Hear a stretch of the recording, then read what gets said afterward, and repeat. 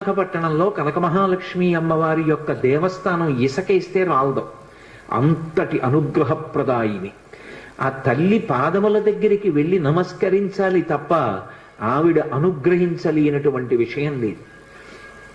ఈ మధ్య కాకినాడలో నాకు అత్యంత ప్రాణ సమానమైనటువంటి మిత్రుడు, అతన్ని గుండె ఆపరేషన్ చేయడానికి థియేటర్లోకి తీసుకెళ్లారు అని చెప్పి డాక్టర్ గారు నాకు నా ఫోన్కి మెసేజ్ పెడితే, ఆయన్ని రక్షించుకోవడం నా చేతిలో ఉంటుందా?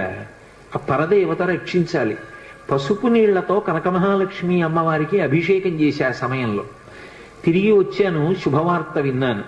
ఆ తల్లి గొప్ప అనుగ్రహప్రదాయిని. ఆ తల్లి ఏమి ఇవ్వలేదు, ఏదైనా ఇస్తుంది.